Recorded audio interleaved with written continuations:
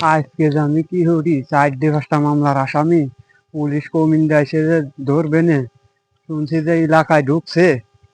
আমি জানি কোহানে পলাবানি এনে বাগানে যাবো না এই ধানের গুটি পলাবো। আসুক আজকে স্যার আজকে আসামি ধরতে আমি।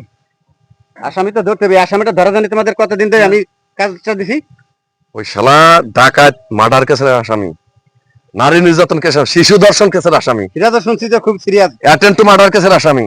ঠিক ওরে আছে। আজকে আদলি চাকরি করলাম একটাও থাকবেন না স্যার, বলে দিলাম। স্যার আমি আমি আমি যত পরিমাণ ধরা লাগে আমি ধরবই, খাইছে তো ধরবো আজকে।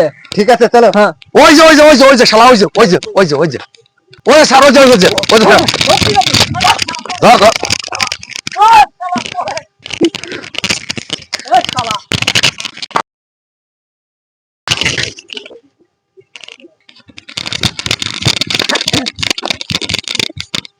হয়ে গেল। স্যার এই ধান খাতার মধ্যে আসামি।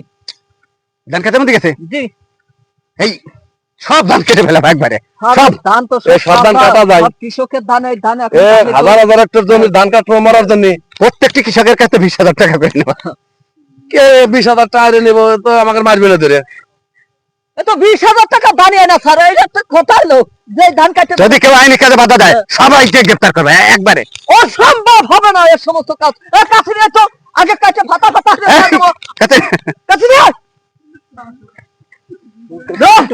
কাছে নিয়ে ফাটা ফাটা দেবো তো। না না এই, সব কষ্ট তোমার কাটা লাগবে না, তুমি ওই কৃষক দিয়েই কাটাবা। অনুমতি দিলাম, চলো হ্যাঁ, চলো। ওকে।